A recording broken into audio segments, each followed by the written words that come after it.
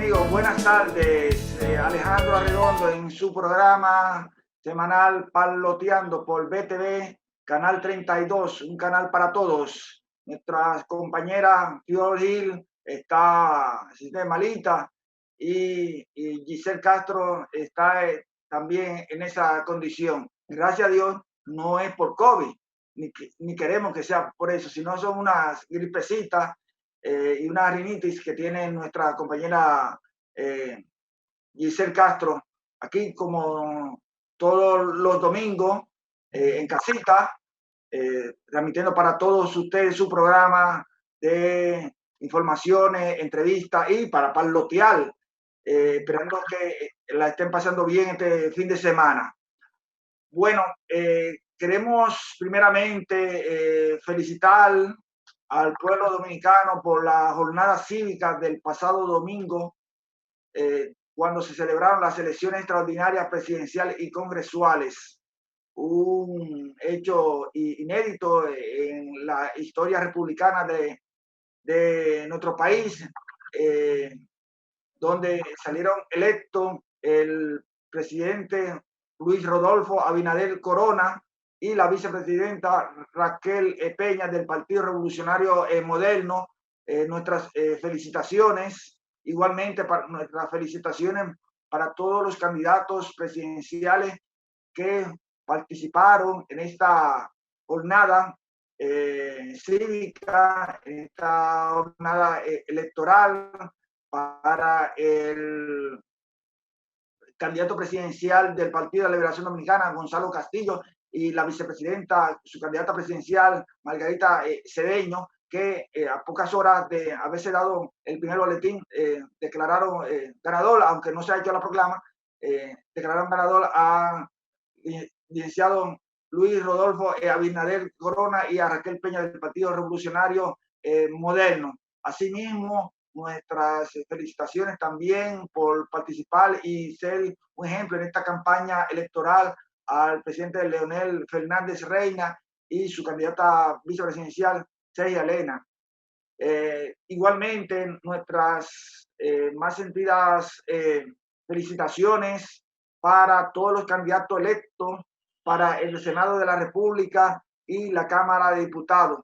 Igual también para las autoridades de la Junta Central Electoral, en la persona de Julio César Castaño Espaillat, que pudo sortear una situación de realizar unas elecciones en medio de una pandemia, contando con las medidas de seguridad, distanciamiento social, distanciamiento físico, y donde el flujo de votantes fue bastante ágil. Nosotros hemos dado una demostración de que queremos seguir viviendo democracia, que somos un pueblo que cuando decidimos hacerlo bien, lo hacemos bien. Así que podemos decir que hemos pasado la prueba de estas elecciones, que es el primer país que celebra elecciones en medio de una pandemia. Por otra parte, tenemos una nota luctuosa que realmente nos llega muy de cerca, y es que le enviamos nuestras condolencias y abrazo solidario para la pareja compuesta por el profesor Wilfredo Lozano, sociólogo, amigo nuestro, quien es el director del Centro de Investigaciones Sociales de UNIBE, ha sido profesor de en la UAS y de INTEC. Eh, Tenemos una amistad desde hace varios años, cuando fui alumno del curso de gerencia y formación política. Él está casado con la periodista y gestora cultural Julia Castillo, que es directora del Centro Cultural Perelló en Baní.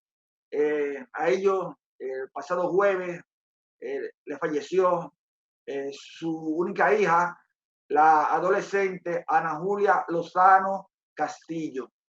Nosotros le extendemos nuestras más sentidas condolencias y abrazos solidarios y sentir de resignación por esta sentida pérdida de su hijo, que no está por lo regular esperando. Regularmente esperamos que los padres, los hijos despidan a los padres, pero en este caso son los padres que están despidiendo a su hijo. Así que nuestras más sentidas condolencias para el profesor Wilfredo Lozano y para la señora Julia Castillo. Bueno, después de esto tenemos un interesante programa con dos entrevistas muy importantes. Vamos a tener como invitado al licenciado Melanio Paredes, quien nos va a hablar sobre la situación de la educación dominicana presente y futura en medio de esta pandemia del COVID-19, y también desde España nos estará acompañando la licenciada Kenia Del Olbe, que estaremos parloteando, conversando sobre los discursos, cómo se desarrolló la campaña, cómo desde sus perspectivas se desarrolló la campaña política en República Dominicana desde el punto de vista de la comunicación política. Así que no se vayan, sigan con su canal 32 BTV y su programa semanal Parloteando. Así que en un momentico nos vamos a pausa y en un momentico volvemos.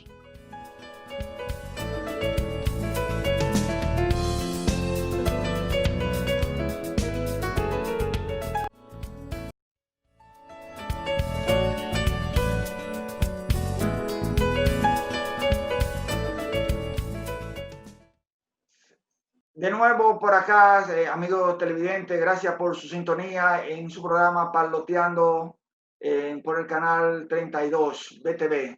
Bueno, señores, vamos a darle una panorámica rápida a lo que son las noticias más importantes económicas internacionales, y comenzamos con un pronunciamiento que hizo la canciller de Alemania, Angela Merkel, que dice que la Unión Europea debe prepararse para un Brexit sin acuerdo.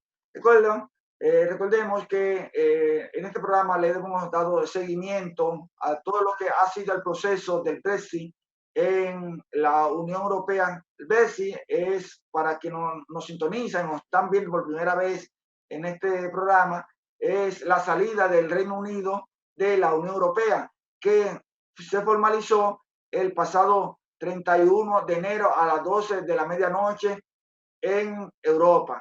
Entonces, se ha estado negociando con la Unión Europea, o sea, Gran Bretaña ha estado negociando con la Unión Europea para que su salida de la Unión Europea, un bloque comercial de unidad monetario también, que conforman unas 27 naciones del viejo continente, ella pueda salir de manera ordenada de esa unión que realmente se formalizó en los años 2000. Entonces, Alemania seguirá presionando para alcanzar un nuevo acuerdo de colaboración con el Reino Unido.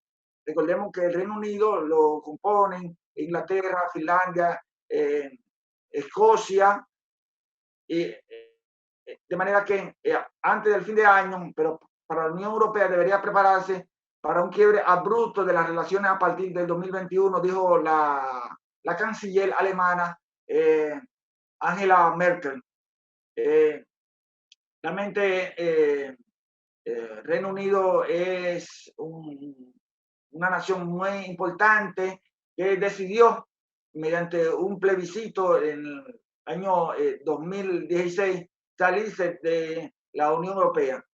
Angela Merkel dijo que los avances en las negociaciones hasta ahora han sido escasos, para ponerlo diplomáticamente, dijo ella. Esto lo dijo frente al Parlamento Europeo en la sesión en la que Alemania asumió la presidencia rotativa de la Unión Europea para el resto del año.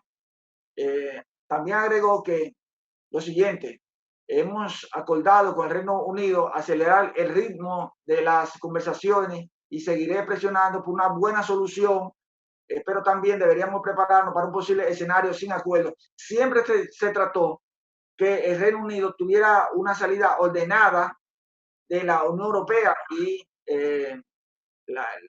la primer ministro Theresa May, no pudo lograr ese acuerdo con la Unión Europea y le ha tocado el turno a Boris Johnson, que a propósito estuvo enfermo de COVID, ya gracias a Dios pudo superar esa situación. Entonces, las negociaciones para una salida ordenada se han un tanto detenidas por asuntos de los aranceles y el tránsito transfronterizo.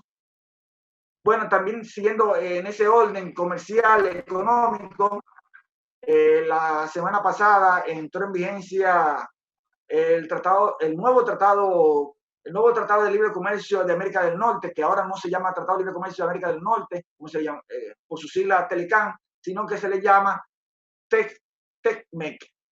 TECMEC. Eso en español, porque en inglés tiene otra sigla que es USCA. USMCA. Este acuerdo ha reemplazado al Tratado de Libre Comercio de América del Norte, que tenía unos 26 años, fue firmado en el 1993-94, poniendo fin a la amenaza del presidente Trump de acabar con una zona de libre comercio entre las tres naciones, o sea, entre Estados Unidos, México y Canadá. Una de las principales acciones del presidente Donald Trump cuando llegó a la presidencia fue una revisión de ese tratado de libre comercio entre Estados Unidos, México y Canadá. Y se ha logrado. Entró en vigencia el pasado día 1 de julio, en medio de grandes tensiones comerciales entre Estados Unidos y Canadá. Y como nota jocosa, el presidente López Obrador tuvo que viajar a los Estados Unidos, una cuestión que a él no le gusta viajar fuera de su país, y se vio obligado a viajar para poner al acto protocolar, al acto formal, a la puesta en vigencia del Tratado de Libre Comercio entre Estados Unidos, México y Canadá, que como dijimos antes, se llama TECMEC. El presidente Donald Trump amenazó con aplicar aranceles del 10% a las importaciones de aluminio canadiense. También existe una preocupación generalizada sobre la capacidad de México para cumplir las normas laborales, que fue algo que durante la revisión del acuerdo que entró en vigencia el 1 de julio, fue un tema que se estuvo discutiendo bastante. Uno de los cambios más significativos entre el TELECAN y el TECMEC, o sea, el TELECAN, el Tratado de Libre Comercio anterior, que se firmó en el 93-94, y el de ahora, es que son las nuevas regulaciones complicadas sobre cómo los autos y las autopartes califican para aranceles reducidos. Sabemos que en México se ensamblan varios vehículos que son luego exportados a los Estados Unidos y también a Canadá. Y eso es una parte que también se estuvo discutiendo junto con las reformas laborales. El contenido norteamericano de automóviles construidos en la región, o sea, lo que se llama, en términos técnicos, contenido regional, ha aumentado al 75% del 62.5% que tenía en el anterior acuerdo. Son nuevos mandatos para usar más acero y aluminio norteamericano. También el 40% del valor del vehículo debe provenir de plantas de salarios altos que paguen a los trabajadores al menos $16 por hora para México. Esto significará un aumento de 5 veces el salario promedio del trabajador automotriz de $3.14 por hora. Así que fíjense, realmente tiene su desventaja para México, pero México ha conseguido para el tema, otros temas, ventaja. En la parte agrícola, Canadá proporcionará a los productores de lácteos de Estados Unidos acceso alrededor de un 3.5% del mercado lácteo nacional que ronda alrededor de unos 16.000 millones de dólares. Estados Unidos tendrá libre aranceles a Canadá por unos 57.000 toneladas de pollo y 120 millones de huevos. Nosotros estamos haciendo contacto con un especialista en política comercial mexicano que tuvo las negociaciones del Tratado de Libre Comercio de América del Norte. Ojalá poderlo conseguir para tenerlo la próxima semana en una entrevista acá en su programa Parloteando, y también vamos a tener un especialista para la próxima semana nacional para comparar lo que fue el Telecán del 1993 y lo que es ahora el nuevo acuerdo comercial entre México, Estados Unidos y Canadá. Vamos a ver si le tenemos ese regalito para nuestros amables televidentes. Por otra parte, una noticia positiva y que ha traído el COVID, y es que el precio del oro ha alcanzado nuevos máximos desde 2011 al colocarse en $1.800 la onza Troy.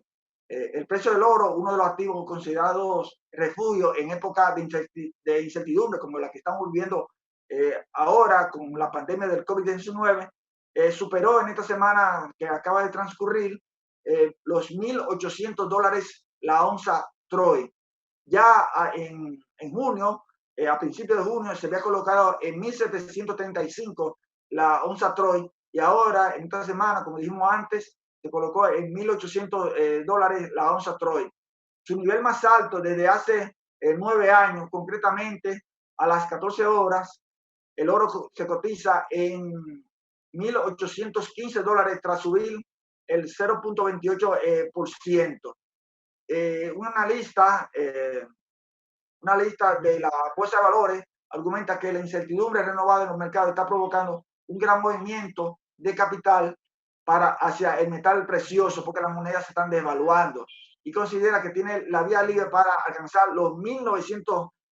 Eso tiene sus repercusiones en cuanto a los ingresos que puede generar acá en República Dominicana para el Estado Dominicano la minera Barrick Gold. O sea que eso es un alivio, será una entrada importante de ingresos por los diferentes impuestos que tiene la concesionaria minera, la Barrick Gold.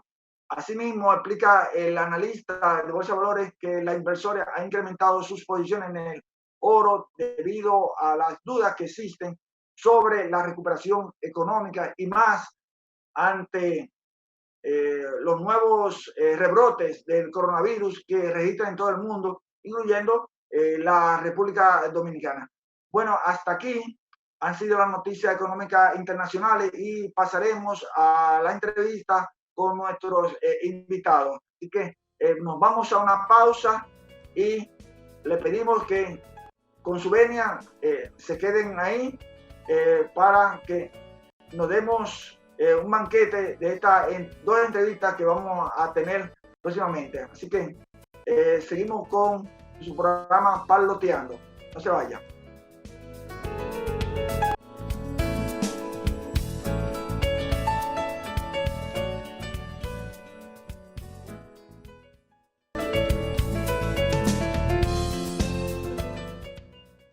Sí. Buenas amigos, seguimos con su programa Parloteando en su canal de BTV, Canal 32. Como habíamos prometido, tenemos a el educador, al profesor Melanio Paredes, quien ha sido ministro de Educación, fue director del Instituto de Formación Técnico Profesional y es un especialista en asuntos de educación. Hemos querido traerlo porque la educación se ha estado transformando a partir de esta situación del COVID-19, que ha supeditado todo a las actividades productivas. Así que bienvenido, profesor Melanio Paredes. Gracias por aceptar la invitación. Gracias a ustedes por compartir con su audiencia y naturalmente con ustedes que son buenos amigos. Gracias. Realmente, como decíamos, el COVID-19 ha supeditado o condicionado todas las actividades productivas, y la educación no es una excepción, por supuesto, es una de las actividades más productivas, creativas y que enriquece el intelecto que puede tener una nación. Y más aún si es una nación en vía de desarrollo, como es la República Dominicana. Quisiéramos que nos compartiera, profesor, su opinión acerca de los efectos que ha tenido sobre el presente y que tendrá para el futuro el sistema educativo dominicano, visto desde una perspectiva amplia, o sea, desde la educación básica, educación intermedia, universitaria y obviamente también la vocacional o la que también se llama técnico vocacional con la aparición de la pandemia del coronavirus COVID-19. Se ha afirmado que no hay hecho tan positivo que no tenga algo negativo y viceversa. Es decir, que de cualquier problema tú puedes perfectamente identificar oportunidades. Y de eso se trata en materia educativa y en otras áreas de quehacer ciudadano a partir de la aparición del COVID-19. Recientemente, la Organización Mundial de la Salud ha establecido que el COVID-19 llegó y se ha quedado como una enfermedad endémica, que por consiguiente tendremos que convivir con ella para los próximos años. Y naturalmente todo esto va a depender para que no tengamos un mayor número de víctimas a la aparición de la vacuna. Una vacuna que sea accesible, que pueda ser efectiva y que brinde tranquilidad y seguridad a la población mundial. Mientras eso ocurre, tendremos que enfrentar con creatividad los retos de vivir ante una pandemia, ante una crisis sanitaria global que en las últimas semanas se ha recrudecido, sí, que en el caso de nuestro país ya está creando una situación que no vimos ni siquiera al principio, y es el colapso del sistema hospitalario, básicamente lo que se ha denominado como UCI, unidades de cuidados intensivos. Ante esa realidad, ¿qué nos queda a nosotros planteando en materia educativa? Yo creo que incluso el nuevo gobierno, nuevas autoridades deben enfrentar no solamente como una cuestión fundamental la crisis sanitaria.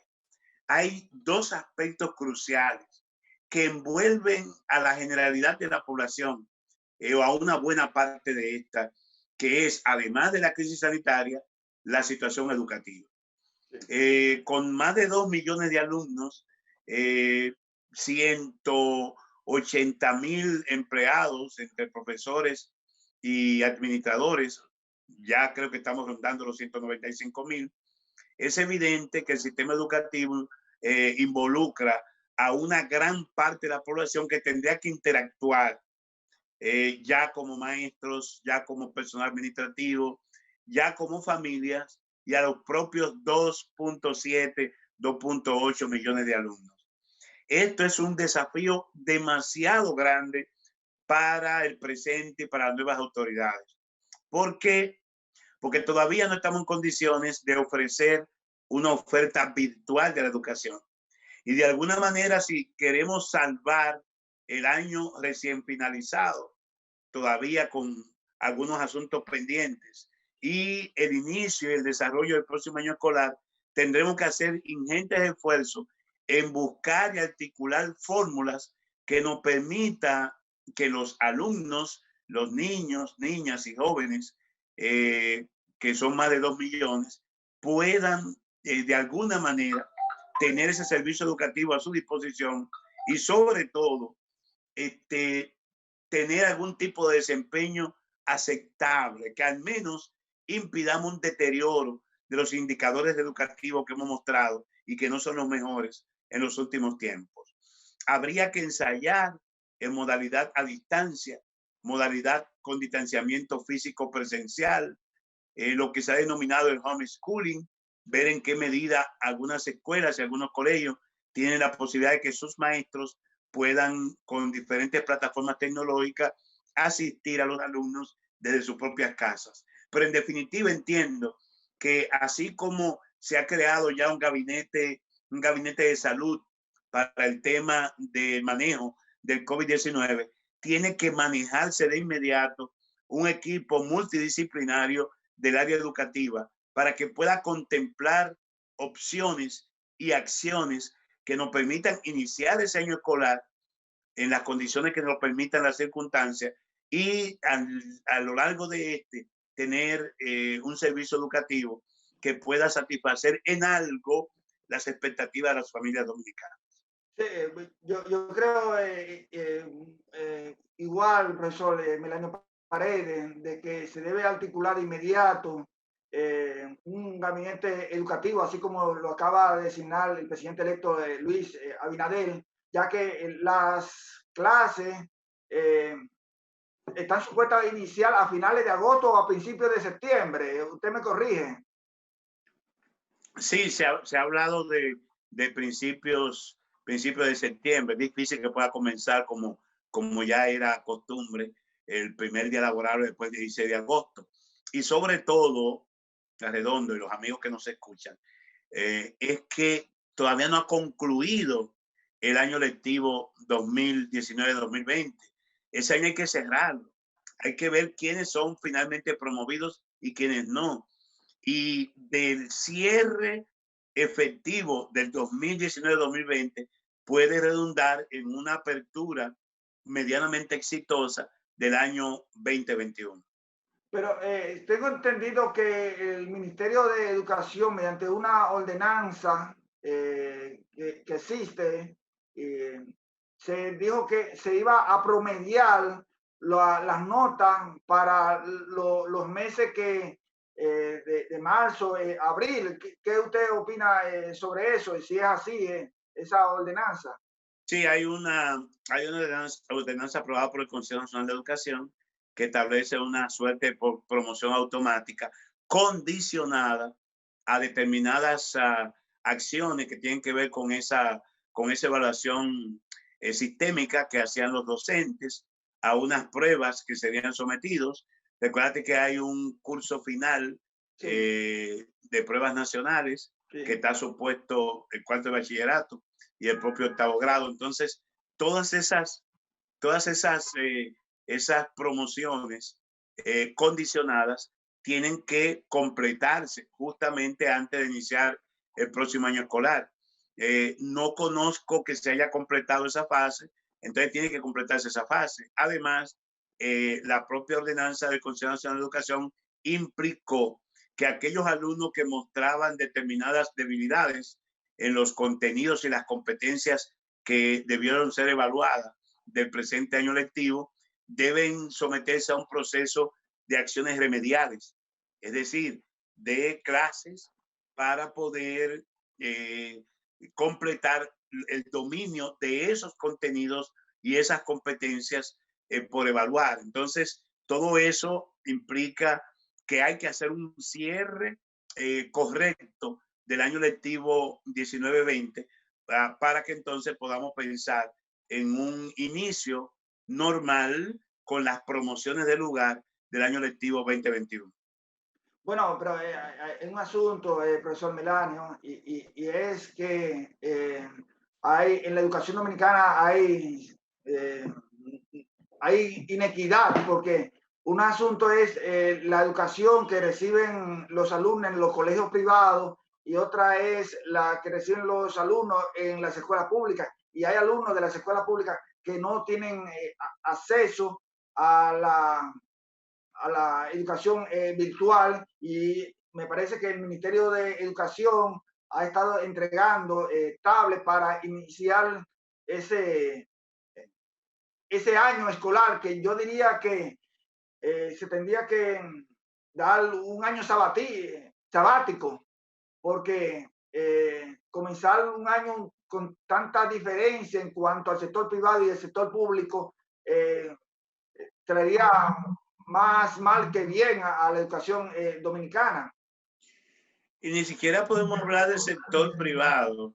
Son algunos colegios Algunos, sí, eso élites es verdad. que han podido, pero en sentido general es una situación muy complicada, tanto para el subsistema público como el subsistema de los colegios particulares.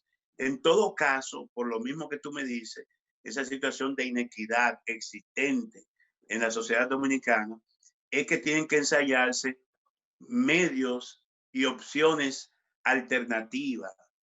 que puedan articularse. No se puede pensar en soluciones idénticas para el casco urbano de Gran Santo Domingo, donde se ubican los colegios élites, que por ejemplo para sectores de la frontera del país. No, claro. No se puede plantear soluciones para el Gran Santo Domingo igual que para las provincias del nordeste o el noroeste. Sí. Hay un tema crucial en esto cuando se utilizan plataformas tecnológicas y es el ancho de banda, la posibilidad de acceso a Internet. Y todo esto crea una brecha. Hay una brecha digital que ahora se ha manifestado con mucha intensidad. Por eso, más que fórmulas o digamos recetas que puedan resultar en la panacea del tema educativo, las autoridades deben convocar al pacto educativo, que es el espacio plural más amplio que maneja el tema educativo con los consensos y los disensos hasta el año 2030.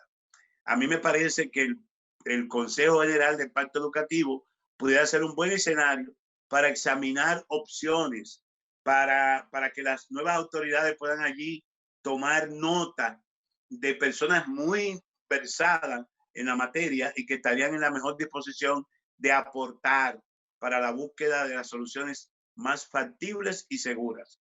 Y creo que es lo que nos obliga esta circunstancia, porque la educación es un derecho de todos los niños, niñas y jóvenes, pero al mismo tiempo es un compromiso de todos los dominicanos el poder coadyuvar a que ese servicio se reciba en las mejores condiciones y que sea un servicio de calidad.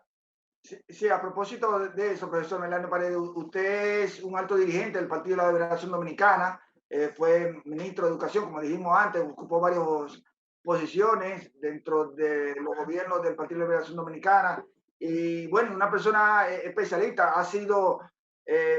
fue presidente o pasado presidente de la Asociación Dominicana de Profesores, siempre ha estado ligado al sector educativo. Dentro de este marco que usted acaba de describir, ¿usted estaría dispuesto a participar, en aportar sus ideas, a ofrecer sus aportes para que la nación dominicana pueda transitar y salir de esta situación, por lo menos en el sector educativo? Naturalmente, y sobre todo yo sé que al Ministerio de Educación en el próximo gobierno irá un maestro, un sí, especialista o alguien muy vinculado al sector educativo con el que seguro de alguna manera hemos tenido alguna relación. Y la educación, como dije, es un compromiso de todos. Mal sí, podríamos claro negarnos lo que hemos tenido responsabilidad en el área, que hemos recibido apoyo y aporte de los diferentes sectores en no poder colaborar. Si hay un sector donde se puede lograr un gran consenso y aportes importantes para las nuevas autoridades del sector educativo, y yo estoy seguro que todos estaremos prestos a colaborar. La propia presidenta de la ADP, Xiomara Guante, que es vicepresidenta del partido oficial a partir del 16 de agosto, hemos tenido una serie de intercambios con ella antes de asumir la presidencia del gremio y ya durante su presidencia en el gremio, y sé que de alguna manera ella también estará interesada en que el gremio pueda, la ADP, pueda aportar en un momento que su partido asuma el poder. Y naturalmente conocemos de otros actores que yo sé que serán puentes para que esta contribución pueda ser efectiva. Sí, bueno, realmente le agradecemos su participación, profesor Melano Paredes, pero ya muy brevemente, que nos están pidiendo una pausa. La ley 66-97 de educación, en la parte que tiene que ver de principios y fines de la educación dominicana, en su artículo 4, literal G, me parece, establece que la familia es la responsable de la educación de sus hijos y tiene deber y el derecho de educarlos libremente y decidirá el tipo y forma de educación que desee para sus hijos. Esto se lo digo como preámbulo para que nos digan si en República Dominicana se puede aplicar la modalidad pedagógica del homeschooling. Bueno, se ha estado aplicando, pero ¿qué posibilidades hay de expansión de esta modalidad educativa? En términos del desarrollo curricular, el sistema educativo y sus propias ordenanzas y disposiciones hablan de la flexibilidad. El currículum es flexible. y los medios y métodos para poder hacerlo realidad en las aulas también tienen que ser flexibles. Hay que innovar, hay que renovar, hay que buscar fórmulas creativas, porque no hay una receta. Aquí la máxima piagana del ensayo, error, tenemos que aplicarla de manera permanente.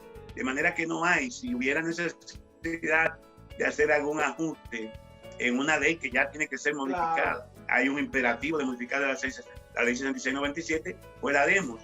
El tema no es cambiar la realidad porque lo legal lo impone, es cambiar lo legal porque la realidad lo impone. Y yo sé que ese será un capítulo que habremos de desarrollar a partir de la nueva gestión educativa que se instala en República Dominicana. Bueno, muchas gracias, profesor Melanio Paredes, por su aporte, por esta intervención que contribuirá a orientar a nuestros amables televidentes de Parloteando en su canal 32 en el tema de educación. Yo creo que sobre el tema de educación vamos a tener que seguirlo invitando, ya que lo consideramos un especialista en estos temas, y más un asunto tan importante como es la educación. Muchas gracias, profesor Melanio Paredes, por su participación. Gracias, siempre estoy a sus órdenes. Sí, bueno, hemos comenzado con el profesor Melanio Paredes. Ahora vamos a una pausa y comenzaremos con Kenia del Orbe desde Madrid, España.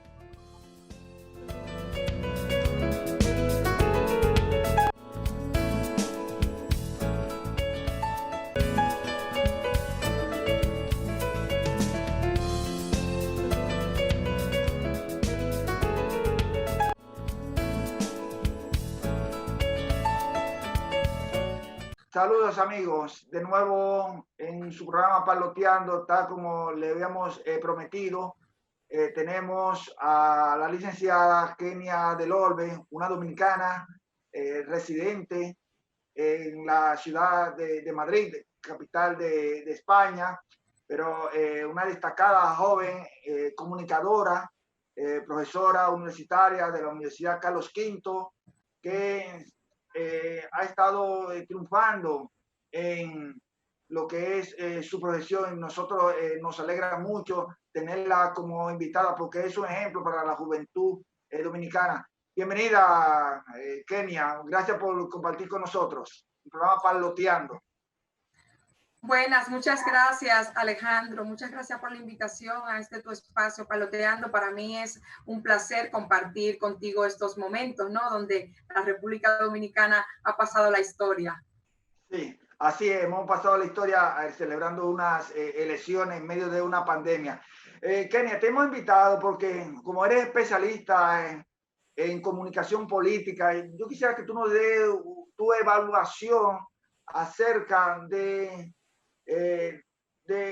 la campaña en cuanto a comunicación política de la pasada campaña electoral que se desarrolló en República Dominicana desde tu perspectiva, o sea, desde Madrid, ya que estuviste muy de cerca, y también la campaña que se desarrolló en España, en Europa, ya que le da seguimiento a esto en cuanto a los discursos, en cuanto a la simbología y a la personificación de la política. Sí, bien, bueno, la verdad que esta ha sido una campaña muy atípica, primero porque es una campaña que se ha desarrollado en medio de una crisis sanitaria, en medio de una pandemia, ¿no? Donde de hecho, por eso comentaba que República Dominicana ha pasado a la historia, ya que se ha convertido en el primer país de Latinoamérica que celebra unas elecciones presidenciales en medio de una pandemia. O sea que Luis Abinader es el primer presidente electo en medio de una crisis sanitaria como la que se está viviendo a nivel internacional. De manera que se ha declarado republicana, pues a partir de ahí se ha modificado todos los escenarios han modificado de cara a esas actividades, a ese proselitismo que nos identifica, que es muy característico del dominicano, a diferencia de nosotros desarrollar las campañas electorales ¿no? Con esta participación, una participación muy activa, muy llamativa, muy colorida, muy vistosa. Entonces todo esto ha tenido que, ha cambiado de hecho a la mañana, cosa que nadie se esperaba por el tema de la pandemia. ¿Qué pasa? Que entonces a partir de ahí, pues obviamente los partidos políticos, los candidatos, los dirigentes, pues, han tenido que adaptarse a lo que es la tecnopolítica, ¿no? La nueva tecnología, el uso de las redes sociales también dentro de lo que es la campaña electoral. Obviamente se ha desarrollado un momento en que nos encontrábamos, o República Dominicana se encontraba en confinamiento, y todavía aquí incluso algunos países de Europa todavía estábamos en las fases de desescalada, las distintas fases para volver a lo que sería la mal llamada nueva normalidad, como le digo yo, de manera que han tenido que de la noche a la mañana. ¿Por qué le llama así, Kenny? Discúlpame que te interrumpa, la mal llamada nueva normalidad? Yo le digo, o sea, le llama la nueva normalidad. Entonces yo le he agregado, y otras personas también han hecho uso de ese término, la mal llamada nueva normalidad, porque realmente normalidad es cuando tú haces algo que siempre lo ha venido haciendo, o sea, que es algo normal. Pero ahora es que todo ha cambiado, la forma de saludarnos, de entrar a los restaurantes, de entrar a las tiendas, de volver a las clases, o sea, todo, de entrar a un banco, que son acciones mínimas que realizamos en nuestra vida cotidiana, y que todo ha cambiado. Entonces no es la nueva normalidad, yo diría que es una mal llamada nueva normalidad, porque es que nada va a seguir siendo como antes. O sea, solamente el hecho de tener ese instrumento adicional, como digo yo, lo que es el uso de la mascarilla, que a veces salimos y te tienes que devolver porque se te ha olvidado la mascarilla. A mí me ha pasado muchísimas ocasiones. Hay que adaptarse a esa mal llamada nueva normalidad. Lamentablemente es algo que ha venido, y mientras no se tenga una vacuna, pues lamentablemente hay que seguir cuidándonos, cuidando a los demás. Siempre lo he dicho, cuidas a los demás. Entonces hay que mantener esas medidas sanitarias que se han publicado, ¿no? Desde los distintos organismos a nivel internacional, la Organización Mundial de la Salud, y los gobiernos en sí de cada país, que tienen un protocolo activado para pues, tratar de hacer frente, ¿no? a esta guerra sin armas, como diría. Así es. Bien, entonces, bueno, en ese sentido, continuando analizando el tema de la campaña en República Dominicana, pues a raíz de ahí los partidos políticos han tenido que hacer una transformación de una campaña política tradicional a una campaña política digital, o sea, desarrollada en las plataformas digitales, en los medios sociales, donde obviamente han tenido también que contar con ese activismo, ¿no? De los ciudadanos y ciudadanas, pero desde sus hogares. O sea, ha sido súper atípico. Incluso el mismo presidente electo, que días antes de las elecciones, pues también fue diagnosticado con COVID, donde ha tenido que salir del escenario de competición, como le llamamos nosotros en comunicación política, y pues han tenido que salir a dar la cara, pues, en sus principales cuadros, ¿no? Dentro del partido, aunque como no le dio de una manera tan agresiva el virus, gracias a Dios, pues ha podido mantener ese contacto, ¿no? Con dirigentes tanto de República Dominicana como de la comunidad dominicana en el exterior, vía estas plataformas de reuniones y por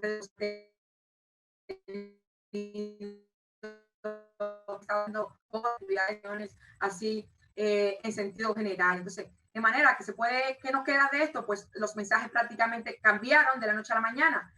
La mayoría de los mensajes de la campaña, pues en el caso del partido opositor, ¿no? Estaban focalizados en resaltar mucho el tema de la inseguridad ciudadana, el tema de la corrupción, al igual que el candidato Leonel Fernández, que también estaba focalizado también en esos elementos, ¿no? Porque producto de la división del partido, donde al final terminó con el tema del COVID, con el tema de la pandemia, pues asumiendo, en el caso de Fernández, esa especial experiencia que había tenido en otros mandatos presidenciales que le había tocado vivir en el país, y fundamentó incluso su eslogan de campaña en que no es tiempo de improvisación, ¿no? Eso era como dirigido directamente al partido del PRM, especialmente para Luis Abinader, porque es un candidato nuevo, es un candidato que no de ningún gobierno. Entonces, por ejemplo, el eslogan de campaña de Luis Abinader, pues estaba focalizado en eso. Realmente eso era lo que realmente vendía, no el cambio va, y fue un eslogan que conectó directamente con los votantes y con ese momento de coyuntura política que estaba viviendo el país, a nivel de coyuntura política, a nivel de coyuntura social, con todos los temas que habían salido, incluso meses antes. Por ejemplo, impactó mucho el tema de la suspensión de las elecciones municipales, donde ya había un hartazgo con los principales casos de corrupción de Odebrecht. Entonces, pues como que ese vaso se fue llenando hasta que la sociedad dominicana pues decidió manifestarse, y por eso ahí veíamos esos movimientos de los jóvenes donde se concentraban día por día en la Plaza de la Bandera, exigiendo una respuesta, en este caso a la Junta Central Electoral, y pues ahí el eslogan siguió con los principales votantes a nivel del cambio va, el cambio va, y porque realmente en ese momento lo que el pueblo, lo que la sociedad estaba demandando era un cambio. Entonces, pues hemos visto que al final pues los resultados han dado como presidente electo a Luis Abinader, que ofrecía ese cambio, ¿no? Entonces, pues a partir de ahí vemos también que fue una forma, un hartazgo, ¿no? de la sociedad dominicana, y que efectivamente conectó. Por otra parte, analizando disculpa la que línea, el mensaje del candidato Luis Abinader, Gonzalo Castillo, pues focalizó más su experiencia de trabajo, ¿no? Sabemos que Gonzalo Castillo venía de ser ministro de Obras Públicas, algunas acciones que había incluso a nivel personal con sus empresas, y a partir de él hizo vender que era un hombre en el trabajo de acción. Pero al final, cuando entró de lleno el COVID, pues lamentablemente los mensajes de todos los principales candidatos que se presentaban a las elecciones presidenciales obviamente tuvieron que cambiar. Entonces ya se focalizaron en mensaje más humanitario, el mensaje más emotivo por el hecho del mismo tema de la pandemia. Ya ahí pasó a un segundo plano todo el tema de la corrupción, de la inseguridad, y ya entonces pues ahí los mensajes eran directamente a la reconstrucción económica, a la creación de empleo, a hacer frente a la pandemia para poder salir lo más pronto posible de la crisis sanitaria, de la crisis económica que realmente está viviendo el país. Sí, bueno, adicional a ese mensaje de cambio del presidente electo del Partido Revolucionario Moderno, que llevaba como candidato a Luis Abinader y a Raquel Peña como vicepresidente y vicepresidenta respectivamente, también hubo un elemento, una acción que nunca se había producido en esta campaña, y fue a partir de las suspendidas elecciones de febrero, que fueron los cacerolazos en la clase, en Sánchez, barrio, de clase media. Eso fue un elemento también que también exacerbó esa actitud de esos segmentos de población de clase media, en donde se esparcieron por todo el país, inclusive hasta el sábado en víspera de las elecciones hubieron cacerolazos. Así es, fue un ingrediente también adicional que surge también producto de la concentración que se hacían en la Plaza de la Bandera, que en un inicio fue iniciada por un grupo de jóvenes, ¿no? Que solicitaban esas demandas, pero que ya luego, dentro de muy poco tiempo, con la permanencia de cada día manifestarse, pues se fueron sumando otros colectivos de la sociedad dominicana, incluso de otros sectores con otros perfiles mucho más bajos, que ya terminó pues con el tema de los famosos cacerolazos, ¿no? Que salía una gran cantidad de ciudadanos y ciudadanas a partir de las 8 de la noche, que eran los horarios que tenían a las ahí 8 en punto eran. A las 8 en punto como estratégica, donde miramos esos vídeos que se compartían, que también pues revolucionó también incluso a nivel internacional, que también fue otro ingrediente muy importante que motivó también los ciudadanos y ciudadanas dominicanas salieran a manifestarse, porque también viene a raíz de una crisis social que se ha producido en toda Latinoamérica, en gran parte de países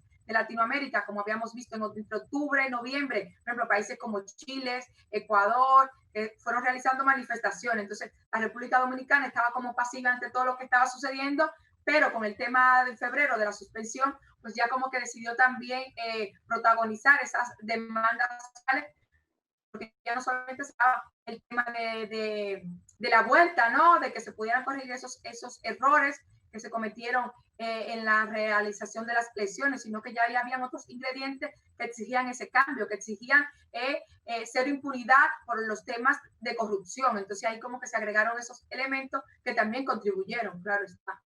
Bueno, también muy brevemente comentar que la línea gráfica, y eso me llamó la atención, la línea gráfica del Partido de Liberación Dominicana, que en el fondo es el color morado con una estrella amarilla, fue desplazada por una línea gráfica amarilla, o sea, dejando atrás lo que es el color morado, que en el subconsciente eso tiene su efecto en los votantes, de manera que se fue alejando y personificando la campaña en el candidato presidencial, Kenia.